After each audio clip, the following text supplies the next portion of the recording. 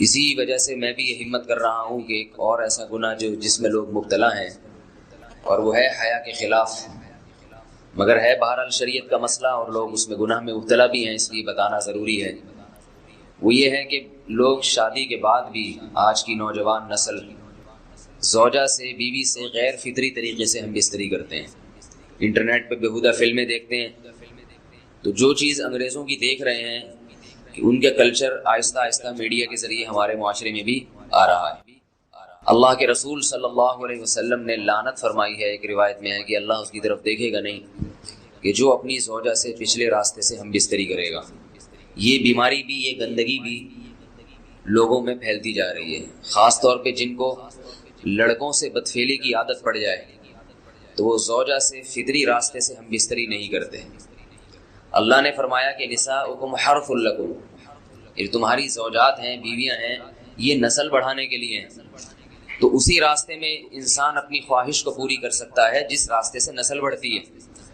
اس کے علاوہ کسی اور راستے سے اپنی خواہش کو پورا کرنا یہ حرام ہے، گناہ کبیرہ ہے، گندگی ہے۔ ہمارے پاس کیسز آتے ہیں، ایک پاک دامن لڑکی کی شادی ہوتی ہے، لڑکا بھی بظاہر بڑا نیک، لیکن کیا ہے، لڑکا چونکہ ٹھرکی ہوتا ہے، شہوت کا درندہ ہوتا ہے، تو وہ یہ نہیں دیکھتا کہ میں اپنی بری خواہش مٹانے کے لیے میں اپنی زوجہ کو غیر فطری طریقے پر مجبور کیسے کر سکتا ہوں، تو مجبور کرتا ہے پھر اپنی بیوی کو۔ اس میں جو عورتیں زیادہ پاک دامن نہیں ہو، نیک نہ ہو، یا ان کو یہ ڈر ہو کہ طلاق ہو گئی تو ہم کہاں جائیں گے، وہ پھر اپنے شوہر کے ساتھ اسی غیر فطری طریقے پر آمادہ ہو جاتی ہیں، اور اس کا عذاب اور اس کا وبال یہ ہوتا ہے کہ کچھ دنوں میں ان کو بھی اسی کی لت پڑ جاتی ہے۔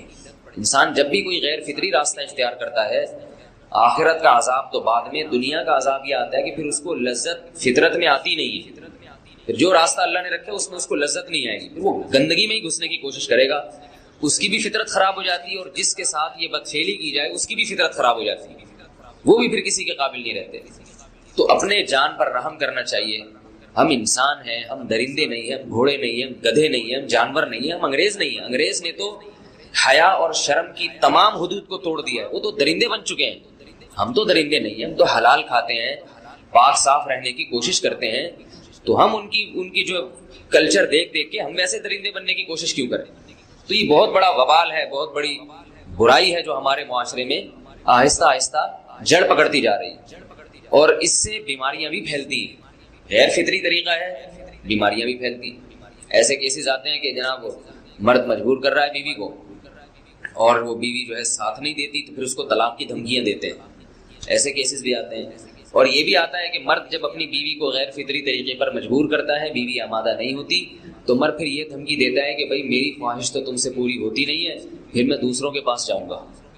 تو یاد رکھیں، جس عورت کا شوہر یہ دھمکی دے اس کو کہ میں زنا کروں گا اگر تم نے میری خواہش پوری نہیں کی غیر فطری طریقے سے، تو عورت اپنے شوہر سے کہہ دے کہ جاؤ تم کہیں اور جا کے منہ کالا کرو، تمہاری فطرت میں گندگی ہے تو یہ مجھے گندا بنانے کی کوشش نہ کرو، اس کو زنا کرنے دیں، وہ اللہ آخرت میں اس سے بھگتے گا۔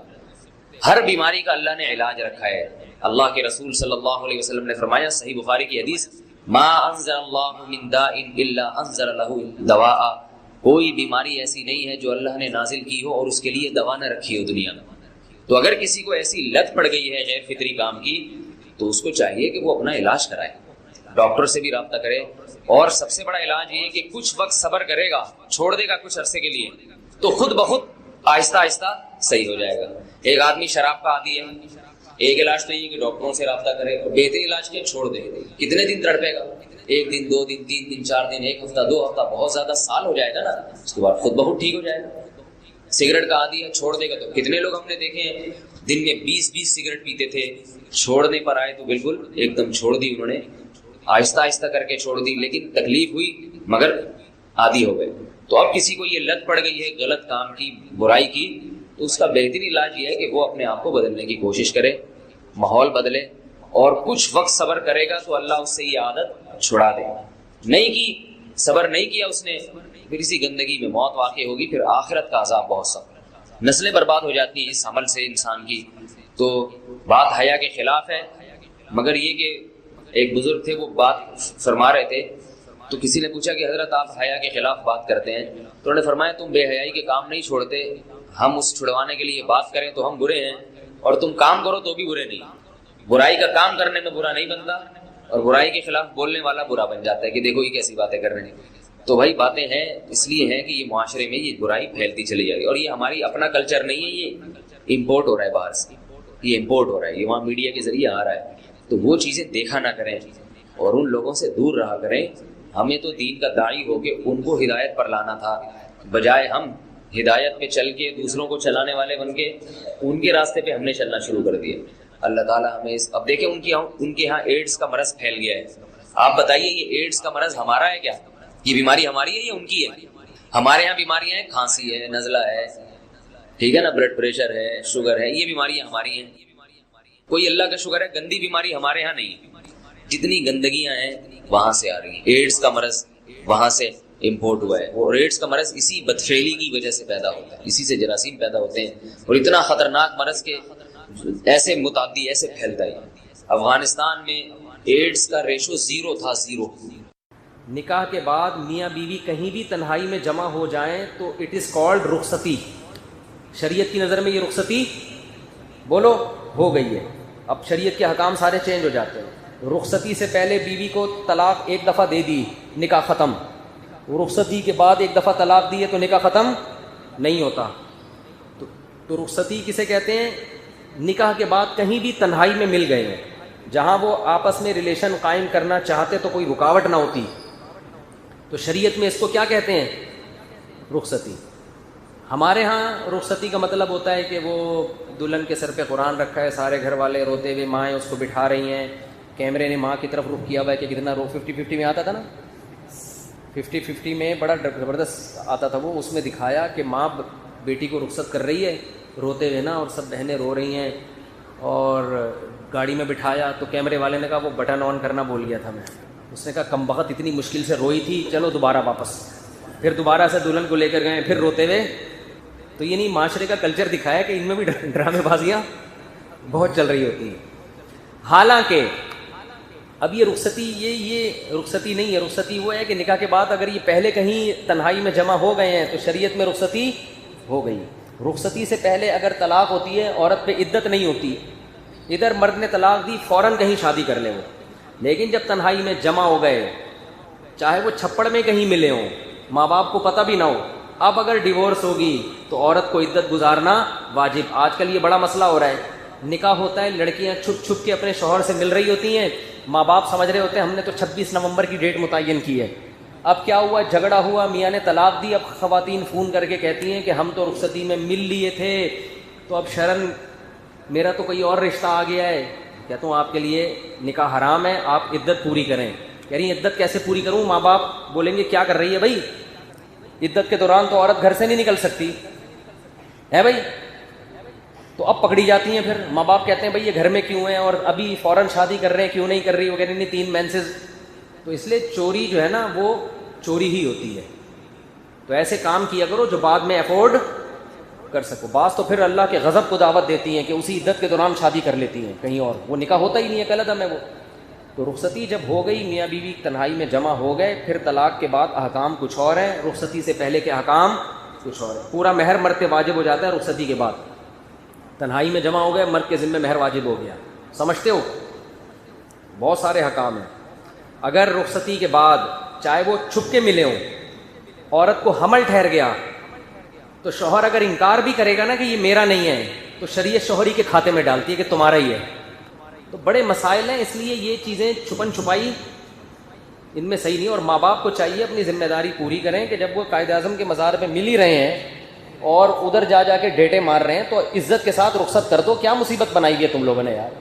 نہیں جی پہلے وہ چمونی آپا آئیں گی، پھر وہاں سے خالہ آئیں گے، پھر ان کے ماموں سعودی عرب میں رہتے ہیں وہ آئیں گے، پھر ابا وہاں رہتے ہیں۔ چھوڑو بھائی، ٹینشن نہیں لو۔ دیکھو نکاح ایک ایسی چیز ہے، مشکل بنانا چاہو تو اس سے مشکل دنیا میں کچھ نہیں ہے، آسان بنانا چاہو بہت آسان۔ پہلے میں مشکل بنا کے دکھاتا ہوں۔ ہمارے معاشرے میں کیا ہوتا ہے، کہیں نکاح کا پیغام بھیجو، لڑکی والے ارے بھائی ایک دم باتیں، ارے بھائی نکاح کوئی بچوں کا کھیل بہت مشکل، ایسی باتیں گھر کے خاندان کے بڑے کر رہے ہوتے ہیں۔ ارے بھائی ذمہ داریاں ہیں بھائی، بچوں کا کھیل تھوڑی، اس کے ماموں ہیں امریکہ میں ہیں اور چچا اس کے وہاں رہتے ہیں، اور پھر لڑکی کی شادی کی تیاریاں ہیں، اور پھر بھائی وہ تباہی، جیسے ایسا لگ رہا ہے کراچی میں طوفان آنے والا ہے. لڑکا بھی یہی باتیں کر رہا تھا، بھائی ایکچولی ابھی نکاح ہے بھائی، 2 سال میں پہلے ایجوکیشن مکمل کر لوں، پھر اس کے بعد بھائی بچوں کا کھیل تھوڑی ہے، ایسے بنا کے نا وہ بھائی کر کے آدمی لگے گا بھائی یہ پتہ نہیں کشمیر فتح کرنے جا رہا ہے. ہلکا لو، بہت ہلکا ہے. اور بھائی یہ لڑکی یہاں رہ رہی ہے، پارسل کر کے ادھر بھیجو اس کو، ادھر سے کیا پارسل کر دو ہیں بھائی، 2 بول بلواؤ گواہوں کی موجودگی میں، بول پارسل کرو. ہمارے یہاں پارسل کا خاص انتظام ہے، لوگوں نے لکھا ہوتا ہے نا ریڈیو پہ، تو پارسل کر دو. پہلے باپ کھلا رہا ہے، کون کھلائے گا؟ شوہر کھلائے گا. یا 2 روٹی کھلانے کیا مسئلہ ہے یار، کھلا دے. تو بھائی الگ کمرہ چاہیے تو یار وہ کمرے تمہارے گھر میں 2-4 ہیں نا، ایک تھوڑا سا ان کے لیے خاص کر دو یار. ہوتے ہیں گھروں میں عام طور پر، نہیں تو یار تو رینٹ پہ لے لے. میری جب دوسری شادی ہوئی تھی میرے پاس تو نہ گھر نہ ایک بالش زمین کا بھی میں مالک نہیں تھا. شوق خاندانی رکھے ہوئے تھے ہم نے، دکان پکوڑوں کی تھی، باتیں کروڑوں کی، شوق خاندانی ہونے چاہیے. تو میرے پاس کچھ بھی نہیں تھا. تو میں نے جب پیغام بھیجا انہوں نے کہا کیسے رکھو گے بھائی، وہی ہوا نا، ارے بھائی میں نے کہا بھائی وہی کی ضرورت نہیں ہے بھائی، آپ لوگ یہاں رہتے ہیں. اب ظاہر ہے جب نکاح ہوگا تو ایک رات جب میں پہلی زوجہ کے پاس ہوں گا، دوسری تو اکیلی ہوگی نا، تو وہ کہاں رہے گی؟ تو بھائی سسرال کے قریب ہی کوئی لے لیتا ہوں گھر. تو وہاں 1 کمرے کا گھر مجھے کرائے پہ ملا، 2500 کرایہ تھا اس کا.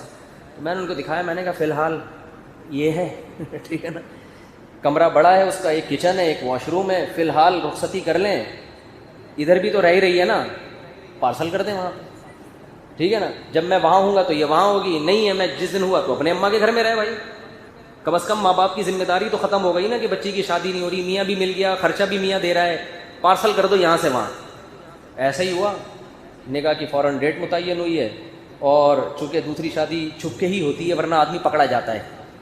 چھپ کے مطلب یہ نہیں کہ ہمیشہ چھپا کے، عین وقت پہ نہیں بتانا پڑتا. عین وقت پہ بتاؤ گے تو سسرال سے پٹو گے.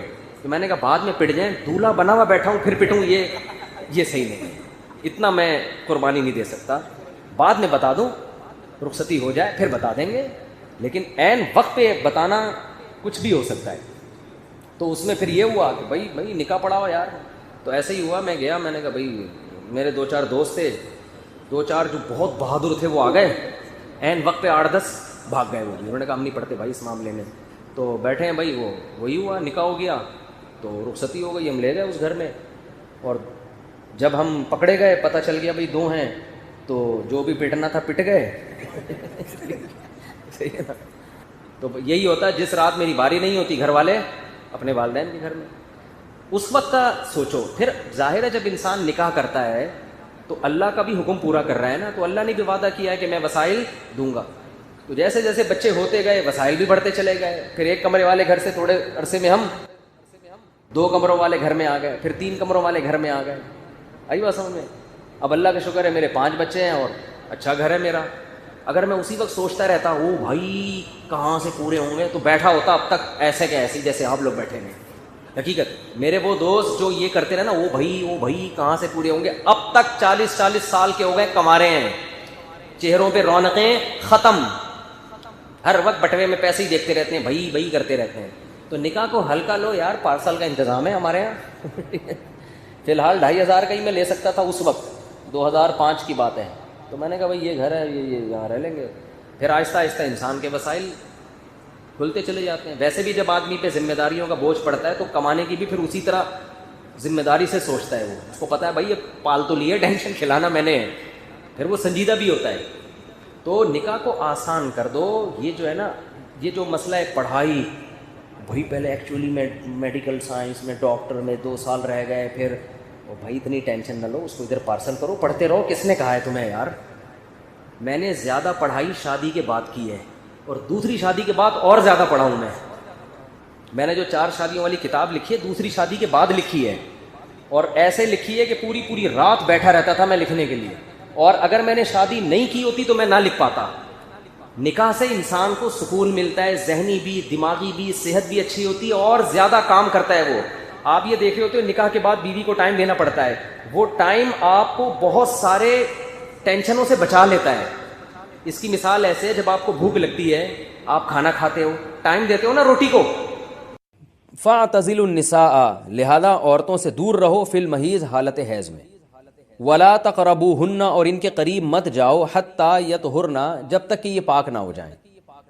تو اس میں قرآن مجید نے جو لفظی ترجمہ ہے وہ قرآن کی آیتوں کا یہی ہے کہ ان سے کنارہ کشی اختیار کر لو، لیکن احادیث سے ہمیں پتہ چلتا ہے کہ یہاں کنارہ کشی اختیار کرنا یہ کنایہ ہے ہم بستری کرنے سے، یعنی ان سے ہم بستری کرنا تمہارے لیے جائز نہیں ہے۔ کنارہ کشی سے وہ جو یہودی کر لیا کرتے تھے وہ مراد نہیں ہے یہاں پہ، اور اس کی تفصیل احادیث میں۔ تو قرآن نے چونکہ صاف لفظوں میں جماع کا ہم بستری کا ذکر نہیں کیا تو صرف کنایوں سے کام لیا ہے قرآن مجید نے۔ فاعتزلوا النساء، ان سے اعتزال کرو، یعنی دور رہو ان سے۔ دور رہنے کا مطلب صرف دور رہنے سے یہ مراد ہے، صحیح حدیث ہے، نبی صلی اللہ علیہ وسلم نے فرمایا اصنعوا کل شیء الا النکاح، حالت حیض میں اپنی زوجہ کے پاس تم جا سکتے ہو، سب کچھ کر سکتے ہو سوائے جماع کے۔ تو انٹرکورس جو اسے کہا جاتا ہے وہ حلال نہیں ہے۔ تو باقی نبی صلی اللہ علیہ وسلم نے فرمایا کہ ایسے کنارہ کشی کہ بالکل اس کا جھوٹا نہ پیو اور بالکل دور ہو جانا، اس کی اسلام میں اجازت نہیں ہے، اور نہ بستر الگ کرنے کی ضرورت ہے۔ تو یہ سارے قرآن کے کنائے ہیں۔ کنایا کا مطلب ہوتا ہے کہ آپ صرف اشاروں میں بات کر رہے ہیں، صراحتاً بات نہیں کر رہے۔ تو میں اس میں نقطے کی بات بھی بتاؤں گا کنایا کیوں ہے، کہ فاعتزلوا النساء فی المحیض، عورتوں سے حالت حیض میں دور رہو، ولا تقربوہن، ان کے قریب مت جاؤ۔ تو یہ قریب جانا بھی اصل میں جماع اور ہم بستری سے کنایا ہے، یعنی اشارہ ہے ہم بستری مت کرو۔ تو جماع کا صراحتاً ذکر نہیں کیا جا رہا، تو مراد وہی ہے کنایا، کنائے میں بات کی جا رہی ہے۔ ایک جگہ قرآن میں آتا ہے لا تقربوا الزنا، زنا کے قریب مت جاؤ۔ تو ممکن ہے کسی کو اشکال ہو کہ وہاں تو ہم یہ کہتے ہیں کہ زنا کے قریب بھی مت جاؤ، تو وہاں قریب نہ جانے سے ہم حقیقی معنی مراد لیتے ہیں کہ بھئی زنا ایسا کام کرنا جو زنا یعنی زنا تک لے کر جاتا ہے وہ بھی تمہارے لیے حرام ہے، تو وہاں تو یہ ترجمہ کرتے ہیں۔ تو یہاں بھی وہی ترجمہ ہونا چاہیے ولا تقربوہن، ان عورتوں کے قریب بھی مت جاؤ۔ یا مطلب کیا ہے کہ اس گھر میں بھی نہ رہو، اس کمرے میں بھی نہ رہو جہاں تمہاری جو بیوی رہتی ہے جو مینسز کی حالت میں ہے۔ تو یاد رکھیں وہاں چونکہ زنا کا لفظ اللہ نے صراحتاً ذکر کر دیا، کنایا کی اب ضرورت نہیں ہے، لہذا وہاں لا تقربو کا مطلب لا تقربو ہی ہے، یعنی قریب مت جاؤ۔ تو زنا کے قریب مت جاؤ یہ کنایا نہیں ہے، اس کا مطلب صاف کہ زنا تو دور کی بات ہے، کوئی ایسا کام بھی نہیں کرنا جو زنا کے قریب لے کے جاتا ہے، لیکن یہاں اللہ نے ہم بستری کے لفظ کا صراحتاً ذکر نہیں کیا، لہذا جہاں ذکر نہیں ہوتا تو وہاں اشارتاً ذکر کیا جاتا ہے، اور اشارتاً جب ذکر کیا ہے تو یہاں لا تقربوہن یہ قرب سے خاص قسم کا قرب مراد ہے، اس سے مطلق قرب مراد نہیں ہے کہ کسی کے بھی قریب چلے جاتے ہیں۔ تو یہاں خاص قسم کا قرب مراد ہے، وہ قرب یہی ہے کہ مکمل جمع کرنا حالت حیض میں، اس کی اجازت نہیں دی جا رہی، لیکن اللہ نے اس کو گول مول طریقے سے کنائے کے ذریعے ذکر کیا ہے۔ حتی یطہرن، یہاں تک کہ وہ پاک ہو جائے۔ تو یہ جو میں نے بتایا کہ حالت حیض میں نبی صلی اللہ علیہ وسلم سے صحیح حدیث سے ثابت ہے، اور اس پر پوری امت کا اجماع ہے، اتنی واضح احادیث ہیں بخاری اور مسلم کی اس بارے میں کہ حالت حیض میں آپ بیوی کے قریب جا سکتے ہیں، اور حیا کے خلاف مسئلہ ہے، لیکن اب ایک بات آ گئی تو میں بتا دوں کہ اس کی تفصیل فقہاء نے بیان کی ہے کہ جو ناف سے لے کر گھٹنوں تک جسم پہ کوئی کپڑا ڈال دیا جائے اور پھر باقی زوجین ایک دوسرے سے جو ہے وہ ریلیشن قائم کر سکتے ہیں باقی باڈی کے ذریعے، لیکن یہ کہ جو مکمل جمع ہے وہ حلال نہیں ہے اور وہ سخت گناہ ہے۔ آگے اللہ نے ارشاد فرمایا فَإِذَا تَطَهَّرْنَا، پس جب وہ مکمل پاک ہو جائیں، فَأْتُوهُنَّ، تو پھر تم ان کے پاس آؤ۔ اب یہ بھی دیکھیں ان کے پاس آؤ یہ کنایا ہے جمع سے، یہ نہیں کہ آپ کی زوجہ جو ہے وہ جب حیض سے پاک ہوئی ہے تو آپ اب اس کے پاس جا کے چائے پی سکتے ہیں، وہاں بیٹھ کے کھانا کھا سکتے ہیں، یہ مراد نہیں ہے، یہ سب کنائے اور اشارتاً قرآن بات کر رہا ہے۔ فَأْتُوهُنَّ، تو ان کے پاس آؤ، یعنی مطلب ان سے تم جمع کر سکتے ہو، جمع کرو ان سے، من حیث امرکم اللہ، ایسے جیسے اللہ نے حکم دیا ہے۔ تو اس سے پتہ چلتا ہے کہ جمع کا ایک ناجائز اور حرام طریقہ بھی ہے اور ایک جائز طریقہ بھی ہے۔ تو قرآن بتا رہا ہے کہ جائز طریقے سے تم جمع کر سکتے ہو، ناجائز طریقے سے جمع نہیں کر سکتے۔ وہ جائز اور ناجائز کیا ہے وہ میں انشاءاللہ بتاتا ہوں۔ ان اللہ، بے شک اللہ تعالیٰ، یحب التوابین، توبہ کرنے والوں سے بھی محبت کرتا ہے، ویحب المتطہرین، اور تطہر جو ہے نا یاد رکھیں، دیکھیں یہاں دو لفظ استعمال ہوئے ہیں، ایک استعمال ہوا ہے طہورا یطہرو حتی یطہرنا، اس کا مطلب ہوتا ہے پاک ہو جانا، اور ایک ہوتا ہے تطہرنا، باب تکلف ہے، یعنی تھوڑا تکلف سے پاک ہونا، اہتمام کر کے۔ ایک پاک تو یہ ہے کہ بس چلو بھی پاک ہو گئے، ایک ہے کہ بہت یعنی پاک صاف رہنے کی بڑی کوشش کرنا۔ تو جو صفائی پسند لوگ ہوتے ہیں نا، وہ جب تک صفائی کا خبط ان کے اوپر سوار نہیں ہو جاتا اور تکلف نہیں کرتے اس وقت تک پاک صاف وہ رہتے نہیں ہیں۔ تو اس لیے اللہ تعالیٰ نے تکلف کے ساتھ طہارت کا حکم دیا. تو اسی وجہ سے بہت سے علماء کہتے ہیں کہ اس سے حالت حیض کے بعد غسل کرنا مراد ہے، کہ اگر عورت کے 10 دن سے پہلے حیض آنا ختم ہو جائے تو عورت پر پھر واجب ہو جاتا ہے کہ وہ باقاعدہ غسل کر کے اپنے آپ کو پاک صاف کرے. تو یہی مراد ہے اس سے. اللہ نے فرمایا فَإِذَا تَطَهَّرْنَا، جب وہ مکمل پاک ہو جائیں، فَأْتُوهُنَّ مِنْ حَيْثُ أَمَرَكُمُ اللَّهُ، تو پھر اس طرح آؤ ان کے پاس جیسے اللہ نے حکم دیا. بے شک اللہ تعالیٰ محبت کرتا ہے توابین، توبہ کرنے والوں سے، وَيُحِبُّ الْمُتَطَهِّرِينَ، اور خوب تکلف کے ساتھ پاک صاف رہنے والوں سے. تو توبہ اور تطہر کا تذکرہ کیا. توبہ روحانی طہارت کو کہتے ہیں، اور جو تطہر ہے وہ جسمانی طہارت کو کہتے ہیں. یعنی اسلام یہ چاہتا ہے کہ آپ روحانی طور پہ بھی پاک صاف رہیں اور جسمانی طور پہ بھی. روحانی پاکی کیا ہے کہ اگر آپ سے کوئی گناہ ہو جاتا ہے تو رو دھو کے اللہ کو منا کے راضی کر لیں تاکہ دل جو گندا ہوا ہے وہ بھی صحیح ہو جائے. اور جسمانی پاکی یہی ہے کہ جسم پہ کوئی گندگی لگی ہے تو وہ پاک ہو جائے. تو اس میں اللہ نے حالت حیض میں عورت کو بھی حکم دیا کہ وہ بھی نہا دھو کے پاک ہو جائے جب حیض سے پاک ہوتی ہے، اور مرد کو بھی حکم دیا کہ حالت حیض میں تم گندگی کی حالت میں جماع مت کرو بیوی کے ساتھ، خون میں لت پت ہو جائے گا انسان اور یہ گندگی ہے. تو اللہ تعالیٰ پاک صاف رہنے والوں کو پسند کرتے ہیں. تو جو حالت حیض میں بیوی سے جماع کرتا ہے اس کا مطلب وہ پاک صاف آدمی نہیں ہے، وہ گندگی کے وقت میں اس کے قریب جا رہا ہے. تو یہ بھی غلط ہے. اور اگر خدا نخواستہ کسی سے ایسا ہو گیا ہو تو اللہ نے توبہ کا حکم دیا کہ توبہ کر کے اللہ کو مناؤ، کیونکہ روحانی طور پر جو گندگی ہوئی ہے اس سے بھی تمہیں پاک رہنا ضروری ہے. تو اللہ کو اچھے لوگ، پاکیزہ لوگ پسند ہیں. تو حالت حیض کی آیتوں کے بعد اللہ نے یہ اس لیے حکم دیا تاکہ اس عمل کے دوران گندگی میں ملوث نہ ہونا پڑے.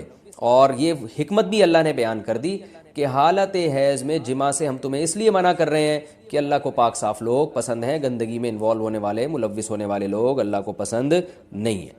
میں پھر علمی نکات کے تحت انشاءاللہ اس کی مزید جو ہے وہ ڈیٹیل بیان کروں گا جب علمی نقطے بیان کروں گا. میں آگے اللہ نے ارشاد فرمایا نساؤکم حرث لکم، تمہاری عورتیں تمہارے لیے بمنزلہ کھیت کے ہیں. حرث عربی میں کھیت کو کہتے ہیں.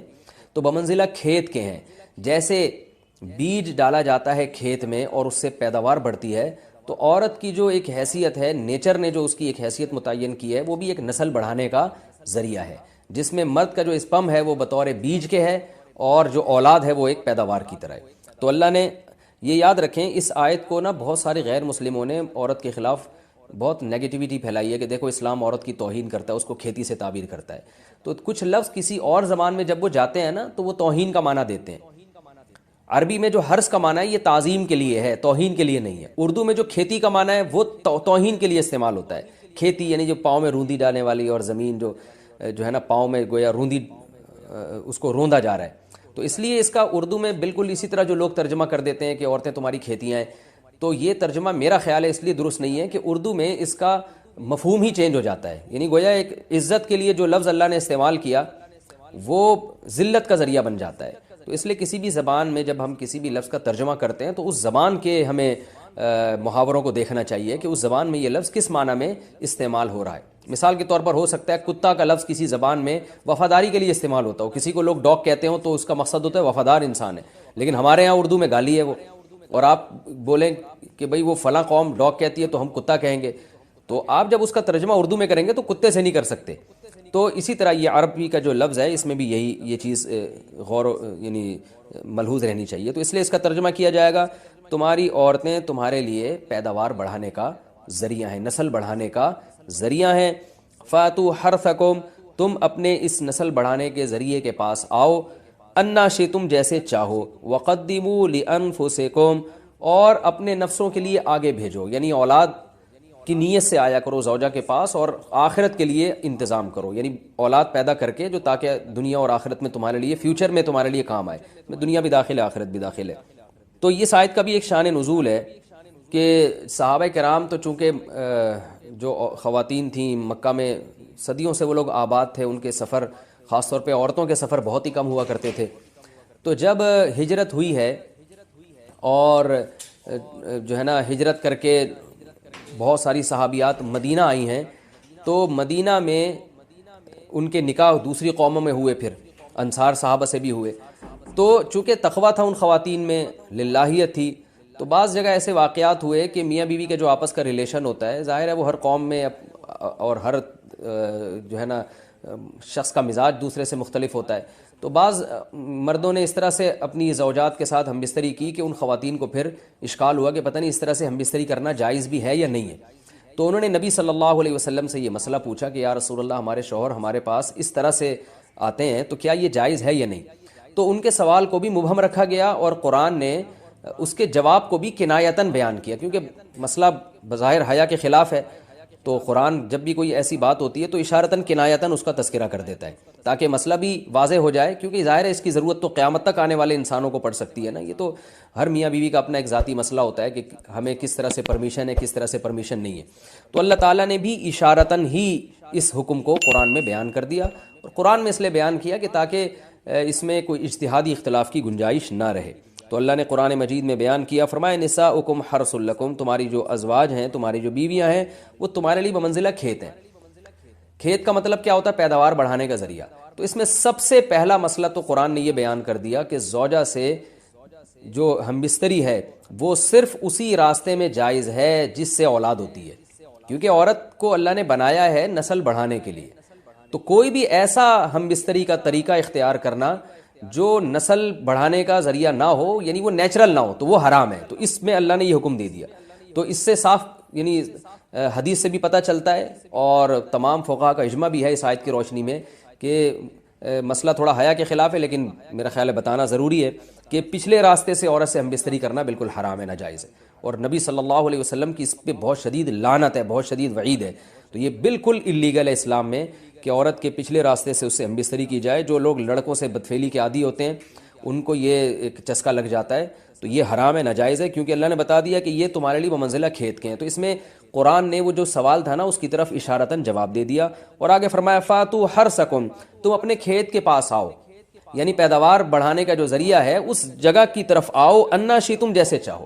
یعنی باقی جس طرح سے تم چاہو زوجہ سے ہم بستری کر سکتے ہو، اس میں کوئی خاص طریقہ متعین نہیں ہے. میاں بیوی کا ایک دوسرے سے کوئی پردہ نہیں ہے.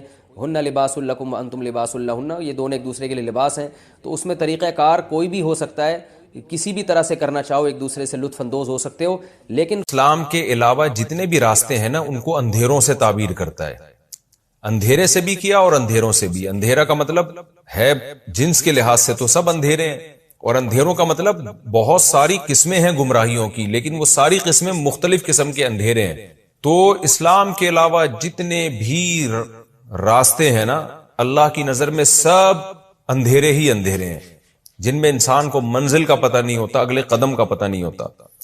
تو اس قرآن کی اللہ نے صفت بیان کی ہے کہ یہ قرآن آپ کو اندھیروں سے روشنی کی طرف لے کر آئے گا، حلال و حرام کا علم دے گا، آپ کو صحیح اور غلط کا پتہ چلے گا اس سے، ایسے اور نیچر کا پتہ چلے گا اس سے. بیدن ربہم، اپنے رب کے حکم سے آپ ان کو اندھیروں سے نکالیں روشنی کی طرف. اور وہ روشنی کیا ہے؟ الی صراط العزیز، اس ذات کا راستہ ہے جو زبردست، غالب، الحمید اور قابل تعریف ہے.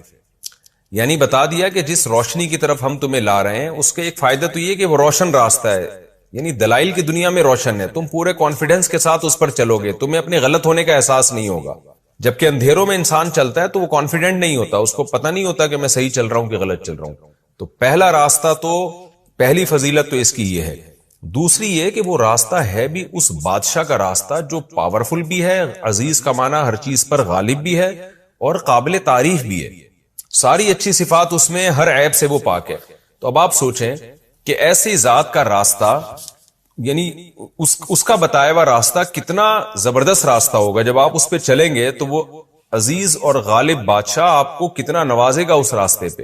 تو یہ دوسرا فائدہ ہے اس راستے پہ چلنے کا. اس کے علاوہ جو راستے ہیں وہ جن لوگوں نے متعین کیے ہیں وہ غیر مسلم ہیں، وہ فطرت کے خلاف آپ کو چلائیں گے. نہ وہ عزیز ہیں نہ وہ حمید ہیں.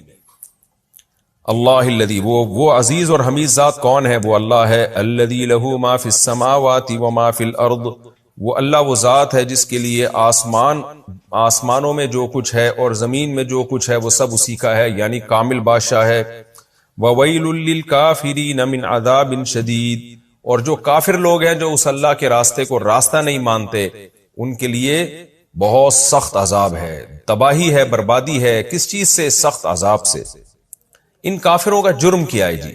اللہ فرماتے ہیں الذین یستحبون الحیات الدنیا علی الآخرہ، یہ وہ لوگ ہیں جو دنیاوی زندگی کو آخرت پر ترجیح دیتے ہیں.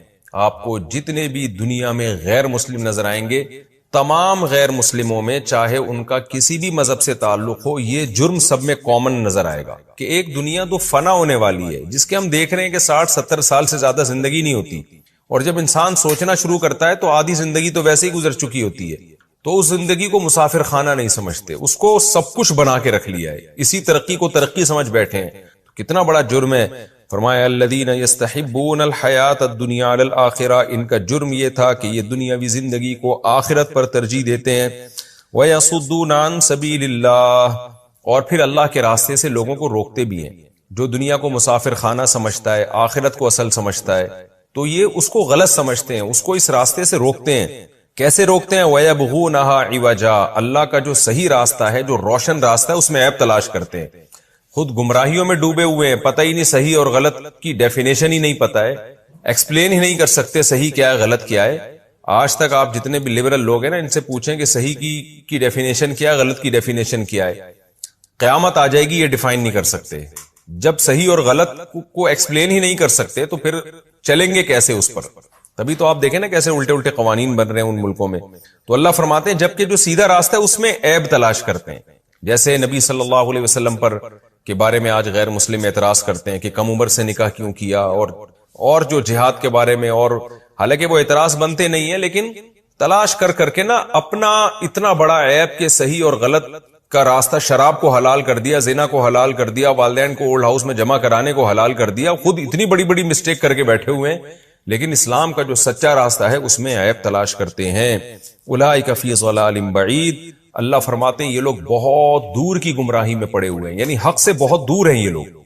وما ارسلنا من رسول الا بلسان قومه ليبين لهم، رہا مسئلہ یہ کہ محمد صلی اللہ علیہ وسلم فرشتہ بن کے نازل کیوں نہیں ہوئے، بشر بن کے کیوں نازل ہوئے؟ ہم کیسے ایک پیغمبر پر ایمان لے آئیں جو عربی بول رہا ہے؟ آج بھی بہت سے غیر مسلم یہ اعتراض کرتے ہیں کہ قرآن عربی میں کیوں آیا. بھئی یہ کیا بات ہے؟ تو سوال یہ ہے کہ بھئی کسی بھی زبان میں آتا تو پھر آپ یہ اعتراض کرتے کہ اس زبان میں کیوں آیا؟ تو کوئی نہ کوئی زبان تو اللہ نے دینی تھی نا. تو اللہ اولین مخاطب پیغمبر کی جو قوم ہوتی ہے اس قوم کی زبان دے کے بھیجتے ہیں، تاکہ جو پہلی دفعہ جن سے خطاب ہو رہا ہے وہ تو سمجھے نا بات کو پورے طریقے سے، پھر ان کے ذریعے سے پوری دنیا سمجھے گی. اس لیے اللہ نے فرمایا وما ارسلنا من رسول، ہم نے کوئی پیغمبر نہیں بھیجا الا بلسان قومہ، مگر اس قوم کی زبان دے کر، لیبین لہم، تاکہ وہ اپنی بات کو صحیح طرح سے ایکسپلین کر دیں. فیضل اللہ من یشاء، اللہ کی طرف سے یہ حجت تمام ہو جاتی ہے. قوم یہ نہیں کہہ سکتی کہ ہمیں پیغمبر کی زبان ہی سمجھ میں نہیں آ رہی. پھر اس کے بعد اللہ جس کو چاہتے ہیں گمراہ کر دیتے ہیں، اور جس کو چاہتے ہیں یہدی من یشاء، ہدایت دے دیتے ہیں. تو جس کے دل میں انابت ہوتی ہے اس کو ہدایت دے دیتے ہیں، جس کے دل میں گمراہی ہوتی ہے اس کو گمراہ کر دیتے ہیں. وَهُوَ الْعَزِيزُ، وہ زبردست غالب ہے، جو چاہتا ہے کرتا ہے، الحکیم، اور حکمت والا ہے. یعنی اپنے اختیارات کا ایسا استعمال نہیں کرتا جو حکمت سے خالی ہوں، کہ خام خواہ میں جس کو ہدایت دینی تھی اس کو گمراہی دے دی، جس کو گمراہ کرنا تھا اس کو ہدایت دے دی. ایسا نہیں کرتا وہ، بلکہ حکمت سے چلتا ہے. آگے اللہ تعالیٰ فرماتے ہیں وَلَقَدْ أَرْسَلْنَا مُوسَى بِآيَاتِنَا، ہم نے موسیٰ کو بھی اپنی نشانیاں دے کر بھیجا. جیسے ہم نے یہ قرآن نازل کیا اور اللہ نے قرآن کی صفت بیان کی، لِتُخْرِجَ النَّاسَ مِنَ الظُّلُمَاتِ إِلَى النُّورِ، تاکہ اے نبی آپ لوگوں کو گمراہیوں سے روشنی کی طرف لائیں. تو ہم نے موسیٰ کو بھی یہی کام دے کے بھیجا تھا، تمام پیغمبر یہی کام لے کر آئے. ہم نے موسیٰ کو بھی اپنی نشانیاں دے کے بھیجا اور ان سے کیا کہا کہ آپ اپنی قوم کو اندھیروں سے روشنی کی طرف نکالیں. وَذَكِّرْهُمْ بِأَيَّامِ اللَّهِ، اب اندھیروں سے روشنی کی طرف لانے کے لیے ان کو اللہ کے ایام کی خبر دیں آپ، یعنی پچھلی امتوں کے ساتھ کیا واقعات ہوئے وہ واقعات بھی ان کو سنائے، تاکہ یہ گمراہی کے اندھیروں سے ہدایت کی روشنی کی طرف آئیں. ان فی ذلک لآیات لکل صبار شکور، بے شک اس میں بڑی بڑی نشانیاں ہیں ہر اس شخص کے لیے جو صبر کرتا ہے اور شکر کرتا ہے. کس میں نشانیاں ہیں؟ موسیٰ علیہ السلام کے واقعات میں اور پیغمبروں کے واقعات میں اور قرآن میں، ان سب باتوں میں نشانیاں ہیں صبر کرنے والوں کے لیے. کیا مطلب صبر کرنے والوں کے لیے؟ دیکھیں جو جلد باز ہوتے ہیں نا وہ تو اپنی خواہشات کے غلام ہوتے ہیں، بس میری یہ خواہش پوری ہو جائے، یہ خواہش پوری ہو جائے، ان کو غور و فکر کا موقع ہی نہیں ملتا. لیکن جو صبر کرنے والے لوگ ہیں وہ کہتے ہیں بھائی رک جاؤ ذرا، ٹھہرو، اپنی برائی کے قریب مت جاؤ، پہلے غور و فکر کرو. تو وہ جب غور و فکر کرتے ہیں تو ان کو نشانیاں نظر آتی ہیں، ان کو سیدھا راستہ نظر آتا ہے. تو یہ صبر کرنے والوں کے لیے اور شکر کرنے والوں کے لیے. کیا مطلب؟ اللہ کی نعمتیں استعمال کر رہے ہیں تو وہ پھر غور بھی کرتے ہیں ان نعمتوں میں، پھر وہ اللہ کی کتابوں میں بھی غور کرتے ہیں، کیونکہ ان میں شکر کا جذبہ ہے کہ ہم دیکھیں تو صحیح یہ نعمتیں ہمیں کھلا کون رہا ہے، تو اس کا بھی تو کوئی حکم ہوگا نا. تو جو بے صبرے ہوتے ہیں، ناشکرے ہوتے ہیں، وہ بس کھانے پینے کو اور اپنی خواہشات ہی کو فوکس کرتے ہیں، ان کو اللہ کی کتابوں میں نشانیاں نظر نہیں آتی. وَإِذْ قَالَ مُوسَىٰ لِقَوْمِهِ، اب چونکہ اللہ نے شکر کا تذکرہ کیا نا، تو اللہ ہمیں بھی ترغیب دے رہے کہ شکر ادا کرنا سیکھو، کیونکہ شکر سے نعمتیں بڑھتی ہیں. تو موسیٰ علیہ السلام کا بھی اللہ نے تذکرہ کیا کہ موسیٰ نے بھی اپنی قوم کو یہی سمجھایا تھا. وَإِذْ قَالَ مُوسَىٰ لِقَوْمِهِ، اس وقت کو یاد کرو جب موسیٰ نے اپنی قوم سے کہا اذکروا نعمت اللہ علیکم، اللہ کی اس نعمت کو یاد کرو جو اللہ نے تم پر کی ہے. وہ نعمت کیا تھی؟ اذ انجاکم من آل فرعون، جب تمہیں آل فرعون سے اللہ نے نجات دی. یسومونکم سوء العذاب، وہ تمہیں سخت عذاب چکھایا کرتا تھا. وَيُذَبِّحُونَ أَبْنَاءَكُمْ، تمہارے بیٹوں کو ذبح کر دیا کرتا تھا. وَيَسْتَحْيُونَ نِسَاءَكُمْ، تمہاری عورتوں کو زندہ رکھتا تھا. یا تو دونوں کو قتل کر دیتا نا، عورت کو زندہ رکھنا تاکہ اس سے پھر کسی قوم کی عورتوں کو کوئی ظالم لوگ غلام بنائیں، لونڈیاں بنائیں اور ان کو اپنے خواہشات میں استعمال کریں، تو اس قوم کے لیے یہ بڑی ذلت ہوتی ہے. تو اس قوم کی خواہش ہوتی ہے اگر ہمیں قتل کیا جا رہا ہے تو پھر ہماری عورتوں کو لونڈیاں نہ بنایا جائے. تو لیکن یہ بڑی ذلت کی بات ہوتی ہے کہ مردوں کو قتل کر دیں اور ان کی عورتوں پہ قبضہ کر لیں. تو اللہ فرماتے ہیں یہ بڑی ذلت تھی. وَفِي ذَلِكُمْ بَلَاءٌ مِّن رَّبِّكُمْ عَظِيمٌ، تمہارے رب کی طرف سے یہ بہت بڑی آزمائش تھی تمہارے اوپر. تو ہر آزمائش کی نسبت چونکہ اللہ کی طرف کی جاتی ہے، اگرچہ کام یہ فرعون کر رہا تھا لیکن اللہ نے بھی تو ہونے دیا نا. یہ اللہ چاہتے فرعون کو زبردستی روک دیتے اسی وقت، اس لیے نسبت اللہ کی طرف کہ کام تو فرعون نے کیا مگر یہ آزمائش اللہ کی طرف سے بنی اسرائیل کے لیے آزمائش بن گئی. یہ عذاب اللہ کی طرف سے بنی اسرائیل کے لیے آزمائش بن گیا. تو موسیٰ علیہ السلام نے کیا فرمایا کہ اللہ نے تمہیں اس آزمائش سے بچایا تو تم اس کا شکر ادا کرو. تو شکر ادا کریں گے تو پھر اللہ کی نعمتوں میں غور کا موقع ملے گا اور اللہ کی کتابوں میں غور کا موقع ملے گا. مختصر رکوع تھا یہ، ہمارا رکوع کمپلیٹ ہو گیا اور اس میں چند علمی نکات بھی میں آپ کے سامنے پیش کر دیتا ہوں. پہلی بات تو یہ کہ اللہ نے سورت کو شروع کیا کہ ظلمات سے نور کی طرف قرآن آپ کو نکالے گا. حقیقت یہی ہے کہ آپ اگر قرآن چھوڑ دیتے ہیں، خدا کی قسم آپ کے پاس سیدھا راستہ متعین کرنے کے لیے کوئی لا نہیں ہے، کوئی قانون نہیں ہے، کوئی قوم نہیں ہے جس کے پاس سیدھا راستہ ہو جو آپ کو بتائے صحیح کیا ہے غلط کیا ہے. تو انسان بھٹکتا رہے گا. یہ کتنی بڑی حقیقت قرآن نے بیان کی. اور دوسری بات یہ، اس میں اللہ نے دنیا کی محبت کی برائی کو بیان کیا ہے. یستحبون الحیات الدنیا علی الآخرہ، اللہ کی نظر میں یہ بہت بڑا عیب ہے کہ آپ ہمیشہ رہنے والی زندگی پر اس تھوڑی سی زندگی کو ترجیح دیتے ہیں. آج ہمارے جو نام نہاد لبرل لوگ ہیں نا، ان کی نظر میں جنت جہنم کی کوئی ویلیو نہیں ہے. وہ اسی ترقی کو حرف آخر سمجھتے ہیں، دنیا کی ترقی کو. تبھی ان کی نظر میں غریب ہونا ایک بہت بڑی گالی ہے، ایک بہت بڑا عیب ہے. تو جبکہ اسلام میں غریب ہونا کوئی عیب نہیں ہے. ہاں اپنی سستی اور حماقتوں کی وجہ سے کوئی ہو تو ایک الگ بات ہے، ورنہ اللہ کی طرف سے غربت بھی کوئی عیب نہیں ہے، بیماریاں بھی کوئی عیب نہیں ہے. تو یہ ہمیں اپنے کانسیپٹ کو درست کرنا پڑے گا، کیونکہ دنیا میں غلبہ انہی لوگوں کا ہے جو اسلام کو نہیں مانتے. تو انہی کے نظریات سے ہمارا نوجوان طبقہ خاص طور پہ متاثر ہو رہا ہے. تو ہم دنیا کے مقابلے میں ترجیح آخرت کو دیں گے. یہ دنیا مسافر خانہ ہے، اس کو مسافر خانہ ہی سمجھیں گے. اور ایک علمی نقطے کی بات کیا پتہ چلی کہ جو غیر مسلم لوگ ہیں یا اسلام دشمن لوگ ہیں، وہ اسلام میں کجی تلاش کرتے رہیں گے.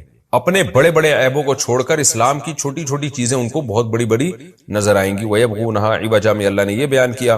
اور ایک اہم بات اللہ نے یہ بیان کی کہ ہم نے جس پیغمبر کو بھیجا اس قوم کی زبان دے کے بھیجا. تو علماء پیغمبروں کے وارث ہوتے ہیں. تو جس قوم میں عالم محنت کر رہے ہیں ان کو اس قوم کی زبان میں مہارت حاصل کرنی چاہیے. ہمارے یہاں کیا ہو رہا ہوتا ہے کہ بعض دفعہ عوام کی زبان ہی واعظ کو پتہ نہیں ہوتی. اتنی گاڑی زبان استعمال ہو رہی ہوتی ہے اردو یا عربی کی کہ وہ پبلک کی سمجھ سے بالاتر ہے. تو اس لیے واعظین کی ذمہ داری ہے کہ جب وہ جس قسم کے طبقے سے بات کر رہے ہیں تو اس طبقے کی زبان اور اس کے لب و لہجے میں بات کریں.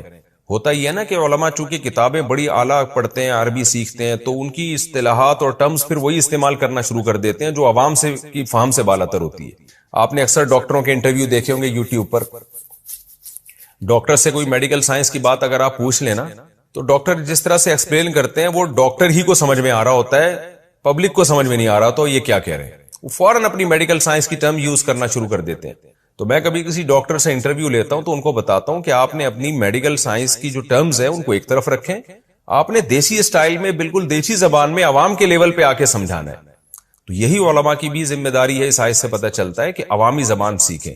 اسی آیت سے بڑے بڑے علماء نے اس دور میں استدلال کیا ہے کہ اب عالم کے لیے ایسی زبان سیکھنا جو دنیا میں سب سے زیادہ بولی جا رہی ہے، وہ بھی اسی آیت سے اس کی بھی فضیلت ثابت ہوتی ہے. اگر آپ بڑی سطح پہ کام کرنا چاہتے ہیں تو آپ کو بڑی زبان سیکھنی پڑے گی. مثال کے طور پر آپ بین الاقوامی سطح پہ بڑا کام کرنا چاہتے ہیں تو آپ کو انگلش میں مہارت پیدا کرنی پڑے گی. آپ بر صغیر میں بڑا کام کرنا چاہتے ہیں تو آپ کو اردو میں مہارت پیدا کرنی پڑے گی. آپ عرب کنٹریز میں کام کرنا چاہتے ہیں تو عربی میں مہارت پیدا کرنی پڑے گی. ہمارے یہاں طلبہ جو گاؤں دیہاتوں سے آتے ہیں، اردو پشتو بولنے والے، سندھی بولنے والے، پنجابی بولنے والے، میں ان سے کہتا ہوں کہ آپ کو اگر اس خطے میں کام کرنا ہے تو اردو میں آپ کو مہارت پیدا کرنی ہے. کیونکہ ظاہر ہے سندھی ایک محدود علاقے میں بولی جا رہی ہے، پشتو بھی کافی بڑی زبان ہے لیکن ایک محدود علاقے میں بولی جا رہی ہے، اور پنجابی ایک محدود علاقے میں، بلوچی.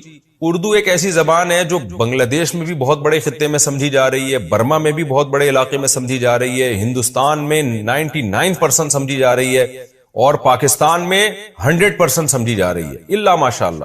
تو ہمیشہ ایک عالم کو، وائس کو بڑی سے بڑی زبان کی طرف آنا چاہیے تاکہ اس کا پیغام زیادہ سے زیادہ لوگوں تک پہنچ سکے. یہ بھی ہمیں اس آیت سے پتہ چلتا ہے. اور اس آیت میں ان فی ذلک لآیات لکل صبار شکور، صبر اور شکر کی بھی فضیلت کے دو ہی چیزیں ہیں. مصیبتوں پہ صبر کرنا ہے، نعمتوں پہ شکر کرنا ہے. دو ہی حالتیں ہوتی ہیں نا انسان کی، یا تو مصیبت میں ہوگا یا خوشیوں میں ہوگا. تو جو مصیبت میں صبر اور خوشیوں میں شکر کرتے ہیں وہی اللہ کی بنائی ہوئی چیزوں سے معرفت حاصل کرتے ہیں. اور جن میں یہ دو چیزیں نہیں ہیں وہ خواہشات کے غلام بنتے ہیں اور مصیبتوں میں جو ہے نا خودکشیوں کے پلان بناتے ہیں اور اللہ کی نافرمانی میں اور زیادہ جری ہونا شروع ہو جاتے ہیں.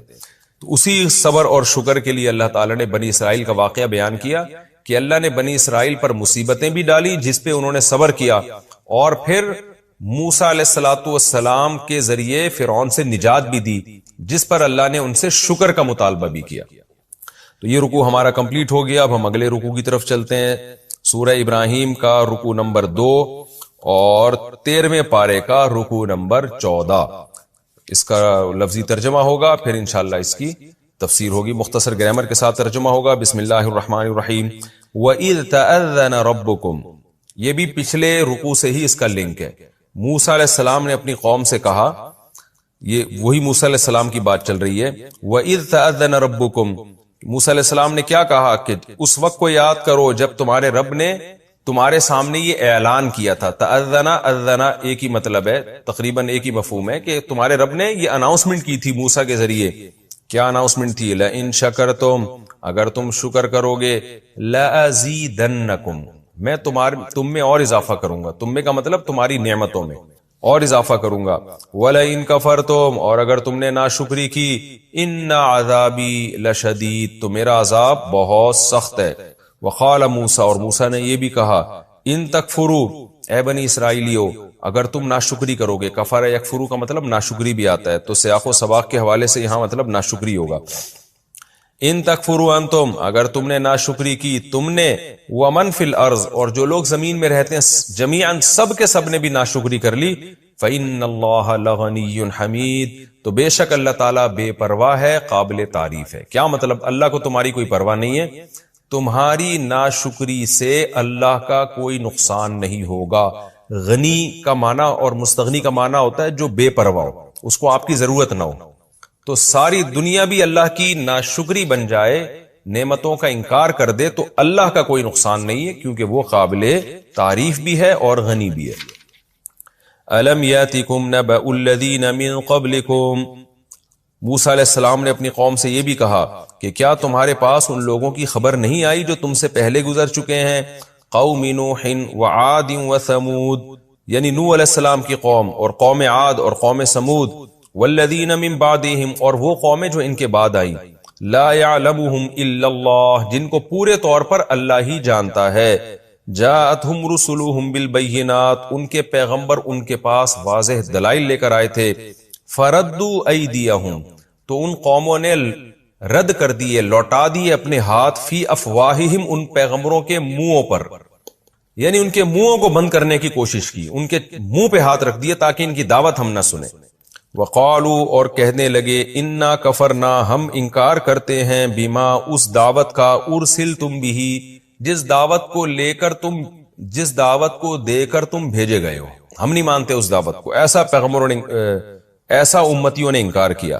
وَإِنَّا اور بے شک ہم لفی شکن ہم شک میں ہے، مما اس چیز سے، مما اصل میں منما تھا، تدعوننا الیہ تدعونا آپ بلاتے ہیں، نا ہمیں الیہ جس چیز کی طرف، مریب تردد میں ڈالنے والا شک، ہم ایسے شک میں ہیں جس نے ہمیں شک میں ڈال دیا ہے، تو ہم ایسے اس طرح کے شک میں آپ کی اس دعوت کے بارے میں ایسے شک میں ہیں جس دعوت کی طرف آپ ہمیں بلا رہے ہو، آپ ہمیں جس توحید کی دعوت کی طرف بلا رہے ہو ہم اس سے شک میں پڑے ہوئے ہیں، ہم نہیں مانتے اس کو۔ قالت رسلہم تو پیغمبروں نے جواب میں کہا، افی اللہ شکون کیا اللہ کے بارے میں شک کرتے ہو، فاطر السماوات والارض جس نے آسمانوں اور زمین کو پیدا کیا، یدعوکم وہ اللہ تمہیں بلاتا ہے، کیوں بلا رہا ہے، لیغفر لکم تاکہ وہ تمہاری مغفرت کرے، من ذنوبکم تمہارے گناہوں سے، ذنب کی جمع ذنوب، وَيُؤَخِّرَكُمْ اور تمہیں مؤخر کرے، تمہیں عمر دے، اِلَىٰ أَجَلٍ مُسَمَّى ایک خاص مدت تک کے لیے، تفسیر میں ڈیٹیل آئے گی انشاءاللہ۔ قالوا لیکن قوم جواب میں کیا کہتی ہے، ان انتم نہیں ہو تم، الا مگر بشر مثلنا ہماری طرح کے انسان، تریدونا تم یہ ارادہ کرتے ہو، ان تصدونا اصل میں تھا تصدوننا تو ان کی وجہ سے ایک نون گر گیا، ان تصدونا کہ تم یہ ارادہ کرتے ہو کہ تم ہمیں روک دو، عما اصل میں تھا عن ما اس چیز سے، کان یعبد آباؤنا جن کی ہمارے باپ دادا عبادت کیا کرتے تھے، تم ہمیں ان چیز اس معبود سے روکنے کی کوشش کرتے ہو۔ فَأْتُونَا بِسُلْطَانٍ مُبِينٍ پس لے آؤ کوئی بہت بڑی دلیل یعنی معجزہ لے آؤ کوئی۔ قالت لہم رسلہم ان سے پیغمبروں نے جواب میں کہا، ان نحن الا بشر مثلکم نہیں ہے ہم مگر بشر تمہاری طرح کے، ولکن اللہ لیکن اللہ تعالی یمن علی من یشاء من یمن احسان کرنا، اللہ احسان کرتے ہیں، من یشاء من عبادہ اپنے بندوں میں سے جس پر چاہتے ہیں احسان کرتے ہیں، وما کان لنا اور ہماری یہ شان نہیں ہے، ہمارے یہ لائق نہیں ہے، ہمیں یہ رائٹ ہی نہیں ہے، ہمیں یہ اختیارات ہی نہیں ہے، کان لنا میں نے کئی بار بتایا نا، کیا ہمیں حق ہی نہیں ہے، ان نأتیکم بسلطان عطا کے بعد جب با آتا ہے تو لانا کہ ہم لے آئیں تمہارے پاس کوئی واضح دلیل یعنی معجزہ، یہاں سلطان سے مراد ہے معجزہ، الا باذن اللہ مگر اللہ کے حکم سے، یعنی اللہ چاہے گا تو معجزہ آئے گا، وعلی اللہ فلیتوکل المتوکلون اور اللہ ہی پر چاہیے کہ المؤمنون ایمان والے ان کو چاہیے کہ اللہ ہی پر توکل کریں۔ وما لنا الا نتوکل علی اللہ اور ہمیں کیا ہو گیا، ما لنا ہمیں کیا ہو گیا کہ ہم نہ توکل کریں اللہ پر، وقد ہدانا جبکہ اس نے ہمیں ہدایت دی ہے، سبلنا ہمارے راستوں کی طرف، یعنی جن راستوں پہ ہم چل رہے ہیں جو سیدھے راستے ہیں ان کی طرف اللہ نے ہمیں رہنمائی کی ہے۔ وَلَنَصْبِرَنَّ عَلَى مَا آذَيْتُمُونَا اور ضرور بالضرور ہم صبر کریں گے، عَلَى مَا ان تکلیفوں پہ، آذَيْتُمُ آذا یوذی ایذاءً کا معنی تکلیف دینا، آذیتم جو تکلیفیں تم نے دی ہیں نہ ہم کو، ہم اس پہ صبر کریں گے۔ وَعَلَى اللَّهِ فَلْيَتَوَكَّلِ الْمُتَوَكِّلُونَ اور توکل کرنے والوں کو چاہیے کہ اللہ ہی پر توکل کریں۔ یہ جی ہماری سورہ ابراہیم کا رکوع نمبر 2 اور 13ویں پارے کا رکوع نمبر 14، اس کا لفظی ترجمہ مختصر گرامر کے ساتھ کمپلیٹ ہوا۔ اب ہم اس کی تفسیر کی طرف چلتے ہیں۔ وَإِذْ تَأَذَّنَ رَبُّكُمْ لَئِن شَكَرْتُمْ لَأَزِيدَنَّكُمْ موسیٰ علیہ السلام نے اپنی قوم سے کیا کہا کہ تمہارے رب نے تمہارے سامنے یہ اظہار کیا ہے، اعلان کیا ہے میرے ذریعے سے، تورات کے ذریعے سے، کہ اگر تم نے شکر کیا، کتنی بڑی نعمتیں اللہ نے بنی اسرائیل پر کی تھی نا، کیسے عذاب سے ان کو نکالا، کیسے فرعون کو غرق کیا، ان کی نظروں کے سامنے اسباب کی دنیا میں بنی اسرائیل کے نجات کی کوئی صورت ممکن نہیں تھی. وہ ظلم کی چکی میں پستے رہتے. کیسا اللہ نے ان کو بچایا. تو اللہ نے کیا اعلان کیا تھا, اگر تم نے شکر کیا لَأَزِيدَنَّكُمْ, میں نعمتوں میں اور اضافہ کروں گا, اور اضافہ کروں گا. تمہیں زمین کی خلافت دوں گا, حکومت دوں گا, مادی ترقی بھی دوں گا اور روحانی ترقی بھی دوں گا. اور اللہ نے پہلے سے اعلان کر دیا تھا وَلَئِن كَفَرْتُمْ, اگر تم نے ناشکری کی, ان عذابی لشدید, تو میرا عذاب بہت سخت ہے. تو بنی اسرائیل نے جب شکر کیا اللہ نے ان کو حکومت بھی دی, جب ناشکری کی تو دنیا کے سامنے نتیجہ ہے کہ اللہ نے ان سے روحانی اقتدار چھین کر بنی اسماعیل کے حوالے کر دیا. اور موسیٰ علیہ السلام نے یہ بھی کہا وقال موسیٰ, موسیٰ علیہ السلام نے بنی اسرائیل سے کہا تھا ان تکفروا انتم, اگر تم ناشکری کرو گے اور جو لوگ بھی زمین میں سب کے سب ناشکرے بن جائیں تو کیا ہوگا, فإن اللہ لغنی حمید, اللہ تو غنی ہے, اس کا کوئی نقصان نہیں ہوگا. وہ پہلے بھی قابل تعریف تھا, تمہاری ناشکری کرنے سے اس کی تعریف میں کوئی کمی نہیں آئے گی. کیا مطلب, میں جو تمہیں شکر کا حکم دے رہا ہوں یہ تمہارے فائدے کے لیے دے رہا ہوں, اللہ کے فائدے کے لیے نہیں دے رہا. تو جس چیز میں انسان کا اپنا فائدہ ہوتا ہے اس کو تو اس پہ تو بڑا حریص ہوتا ہے. وہ موسیٰ علیہ السلام نے ان کو پچھلی امتوں کے واقعات بھی سنائے, چونکہ پچھلے رکوع میں ہے نا کہ ہم نے موسیٰ سے کہا کہ ذکرہم بایام اللہ. ایام اللہ قرآن کی اصطلاح میں پچھلی امتوں کے واقعات کو کہتے ہیں. تو موسیٰ علیہ السلام نے پچھلی امتوں کے واقعات بھی سنائے تھے, اور کیا کہا تھا, الم یاتکم نبأ الذین من قبلکم, اے بنی اسرائیل کیا تمہارے پاس پچھلی قوموں کی خبریں نہیں آئی ہیں, قوم نوح وعاد وثمود, قوم نوح اور قوم عاد اور قوم سمود, والذین من بعدہم, اور ان کے بعد بھی بہت ساری قومیں آئیں, لا یعلمہم الا اللہ, جن کو نہیں جانتا مگر اللہ. پوری تفصیل اللہ کے پاس ہے, لیکن سب میں ایک چیز مشترک تھی, وہ کیا, جاءتہم رسلہم بالبینات, ان کے پیغمبر ان کے پاس واضح دلائل کے ساتھ آئے. فردوا ایدیہم فی افواہہم, بجائے پیغمبروں کی بات سننے کے کہ چلو ایمان نہ لے کر آتے لیکن سنتے تو رہتے نا, پیغمبروں کی بات سننے سے ہی انکار کر دیا اور اپنے ہاتھوں کو پیغمبروں کے چہروں پہ رکھ کے ان کے منہ کو بند کرنے کی کوشش کرتے تھے کہ ہم نے آپ کی بات سننی نہیں ہے. وقالو, اور کیا کہتے تھے, انا کفرنا بما ارسلتم بہ, ہم اس دعوت کا انکار کرتے ہیں جس کے ذریعے آپ کو بھیجا گیا ہے, جس کو دے کے آپ کو بھیجا گیا ہے, ہم نہیں مانتے اس کو. وَإِنَّا لَفِي شَكٍّ مِّمَّا تَدْعُونَنَا إِلَيْهِ مُرِيبٍ, اور جس دعوت کی طرف آپ ہمیں بلا رہے ہیں ہم اس سے شک میں پڑے ہوئے ہیں, ہمیں اس کا یقین ہی نہیں ہے. قالت رسلہم, پیغمبروں نے کیسا پیارا جواب دیا کہ تم ہماری مخالفت میں خدا کا انکار کر رہے ہو, ہم ایک خدا کی بات کر رہے ہیں, تم ان بتوں کو پوج رہے ہو. تو ہماری مخالفت میں, ہماری دشمنی میں کر کیا رہے ہو, نتیجہ کیا نکل رہا ہے. اس کی مثال ایسے ہے جیسے ایک آدمی آئے اور آپ سے کہے کہ تم اپنے باپ کی اطاعت کیا کرو, اپنی ماں کی خدمت کیا کرو, آپ دشمنی میں آ کے اپنے ماں باپ کو برا بھلا کہنا شروع کر دیں. تو وہ شخص جواب میں کیا کہے گا کہ یار تو میری دشمنی میں اپنے ماں باپ کے حقوق ضائع کر رہا ہے, یعنی میں تجھے اپنی طرف تھوڑی بلا رہا ہوں, میں تو تجھے تیرے ہی تو ماں باپ ہے نا, ان کے تجھی پر تو احسانات ہیں. تو جو پیغمبر تھے انہوں نے بھی یہی طرز اختیار کیا, انہوں نے کہا فی اللہ شکن, اس خدا میں شک کر رہے ہو, یعنی لیبل تو یہ لگا رہے ہو کہ ہم پیغمبروں کو نہیں مانتے, رزلٹ کیا نکل رہا ہے, خدا کے منکر بن رہے ہو تم. تو کیا اس خدا میں تم شک کر رہے ہو, فاطر السماوات والارض, جس نے آسمانوں اور زمین کو پیدا کیا, یہ خود بخود تھوڑی بنے ہیں, کوئی تو کریٹر ہے نا جس نے بنایا, تو اتنی بڑی ذات کا تم انکار کر رہے ہو. یدعوکم, اور وہ ذات صرف پاورفل نہیں ہے, کریٹر نہیں ہے, بلکہ وہ تمہیں تمہارے فائدے کے لیے دین کی طرف بلا رہا ہے. وہ اللہ, وہ کیوں تمہیں بلا رہا ہے, یدعوکم, وہ تمہیں ہمارے ذریعے سے دعوت دے رہا ہے. کیوں, لیغفر لکم من ذنوبکم, تاکہ تم سے جو گناہ ہو چکے ہیں وہ معاف کر دے. کفر کی حالت میں بڑے بڑے جرائم کرتے آئے ہو, کتنوں نے زنا کیا ہوگا, کتنوں نے چوریاں کی ہوں گی, کتنوں نے دل دکھایا ہوگا, قتل کیے ہوں گے, وہ تمہیں بلا رہا ہے آؤ ایمان لے آؤ, توحید لے آؤ, پچھلا جو شرک کا گناہ ہے وہ بھی معاف کروں گا, سارے گناہ معاف کر دوں گا. تو اتنی بڑی آفر اور پیشکش اس کی طرف سے ہے, تو اس خدا کے تم انکار کر رہے ہو. وَيُؤَخِّرَكُمْ إِلَىٰ أَجَلٍ مُّسَمًّى, اور تمہیں ایک خاص وقت تک وہ مہلت بھی دینے کے لیے تیار ہے, یعنی عافیت کے ساتھ. اگر تم اس اللہ کی طرف آ جاتے ہو تو وہ عذاب بھی, جو جس عذاب کا وعدہ کیا جا رہا ہے وہ عذاب بھی مؤخر ہو جائے گا. تو ایک خاص وقت تک تمہیں اللہ زندگی بھی دے گا. یہ سارے تمہارے فائدے کی باتیں ہیں. تو اس ذات کا تم کیسے انکار کر رہے ہو؟